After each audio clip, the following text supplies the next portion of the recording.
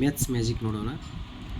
1ರಿಂದ 9ರವರೆಗಿನ ಅಂಕಿಗಳಲ್ಲಿ ಯಾವುದಾದ್ರೂ ಒಂದು ಅಂಕಿಯನ್ನು ನಾವು ತೆಗೆದುಕೊಳ್ಬೇಕು. ಈಗ ಒಂದು 8 ತೆಗೆದುಕೊಳ್ಳೋಣ. 8 ತೆಗೆದುಕೊಂಡಿದ್ದೇನೆ. ನೆಕ್ಸ್ಟು ಆ ತೆಗೆದುಕೊಂಡಂಥ ಅಂಕಿಯನ್ನು 2ರಿಂದ ಗುಣಿಸ್ಬೇಕು. 8 ತೆಗೆದುಕೊಂಡ್ರೆ 8 ಎಳ್ಳೆ ಎಷ್ಟಾಯಿತು? 16 ಆಯಿತು. ಓಕೆ. ಗುಣಲಬ್ಧಕ್ಕೆ ಅಂದರೆ 16 ಬಂದಿದೆಯಲ್ಲ, ಅದಕ್ಕೆ 10ನ್ನು ಕೂಡಿಸ್ಬೇಕು. 10 ಕೂಡಿಸಿದ್ರೆ ಎಷ್ಟಾಯಿತು? 26 ಆಯಿತು. ಕೂಡಿಸಿದೆ 26 ಆಯಿತು. ಮೊತ್ತವನ್ನು 2ರಿಂದ ಗುಣಿಸ್ಬೇಕು, ಭಾಗಿಸಬೇಕು.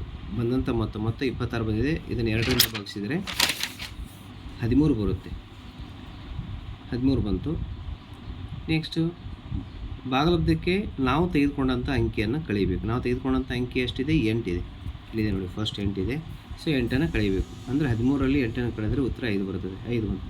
ಸೊ ಈ ರೀತಿಯಾಗಿ ನಾವು ಯಾವುದೇ ಸಂಖ್ಯೆಯನ್ನು ತೆಗೆದುಕೊಂಡು ಈ ರೀತಿಯಾಗಿ ಸ್ಟೆಪ್ ಬೈ ಸ್ಟೆಪ್ಪು ಹೇಳಿದಾಗೆ ಮಾಡಿದರೂ ಸಹಿತ ಕೊನೆಗೆ ಬರುವಂತಹ ಒಂದು ಸಂಖ್ಯೆ ಯಾವುದಾಗಿರ್ತದಪ್ಪ ಅಂದರೆ 5 ಆಗಿರುತ್ತೆ. ಇದು ಮ್ಯಾಥ್ಸ್ ಮ್ಯಾಜಿಕ್ ನಂಬರ್ 5 ಅಂತ ಹೇಳ್ತಾ ಇದೆ. ಸೊ ಈ ರೂಲ್ಗಳನ್ನು ಅಪ್ಲೈ ಮಾಡಿಕೊಂಡು ನಾವು ಮಾಡಬೇಕಾಗುತ್ತೆ.